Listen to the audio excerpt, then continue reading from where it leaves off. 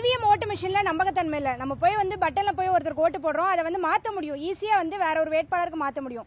Election commission என்ன மாதிரி machine ready பண்ணிருக்காங்களோ, உள்ளே மைக்ரோ கண்ட்ரோலர் சிப் வச்சிருக்காங்க. அதே மாதிரி உள்ள ஒரு சாஃப்ட்வேர் இருக்கு, அதே மாதிரி ஹார்ட்வேர் டப்பா இருக்கு.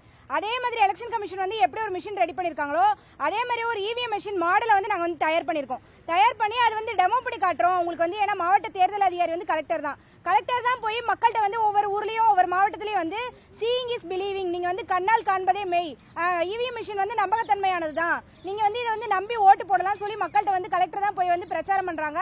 கலெக்டர் சார்பில் பிரச்சாரம் பண்றாங்க. அதே மாதிரி ஒவ்வொரு மாவட்டத்திலயும் எலெக்ஷன் நடக்கும்போது கலெக்டர் தான் அந்த வேட்பாளர் கண்டக்ட் பண்றாரு அப்படின்னா அவருக்கும் அவங்க முகவர்களுக்கும் எலெக்ஷன் நியாயமா நடக்குது, மார்க் போல் எல்லாமே பண்ணி காட்டுறதே கலெக்டர் தான். அதனால உங்ககிட்ட நாங்க முறைகேடு நடக்குது அப்படிங்கிற விஷயத்தை நாங்க உருவாக்கி இருக்கக்கூடிய இவிஎம் மிஷின் மாடல் வச்சு பண்ணி காட்டுறோம், எங்களுக்கு டைம் கொடுங்கன்னு சொல்லிட்டு ஒவ்வொரு மாவட்ட கலெக்டரையும் நாங்க சந்திச்சுட்டு இருக்கோம். இன்னைக்கு திருநெல்வேலி மாவட்ட கலெக்டர் திரு சுகுமார் ஐஏஎஸ் அவர்களை நேரடியாக சந்திச்சோம். அவர் கண்டிப்பா டைம் இருந்துச்சு அப்படின்னா நான் உங்களுக்கு நேரம் கொடுக்குறேன், நீங்க எங்கள்கிட்ட பணிக்காமின்னு சொல்லியிருக்காரு.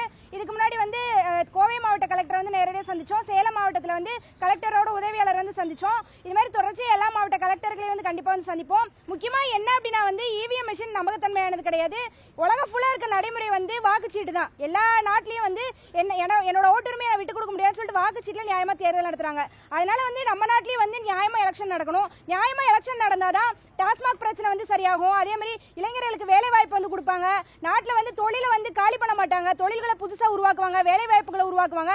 எல்லா பிரச்சனையும் நாட்டில் சரியாகணும் அப்படின்னா எலெக்ஷன் நியாயமா நடக்கணும். நம்மளோட ஓட்டு நம்ம யாருக்கு போடுறோமோ அவங்களுக்கு போய் சேரணும். அதனாலதான் இந்த முயற்சி தொடர்ச்சியா எடுத்துட்டு இருக்கோம். அதுக்காகவே இவிஎம் மிஷினுக்கு எதிராக போராடணும், ஓட்டுரிமை மீட்கணும் அப்படிங்கறதுக்காக மக்களுக்காக போராடும் கட்சின்னு சொல்லி ஒரு கட்சி உருவாக்கி அதுக்கு மக்களை ஆர்கனைஸ் பண்ணிட்டு இருக்கோம். அதுக்காக இன்னைக்கு திருநெல்வேலிக்கு வந்திருக்கோம்.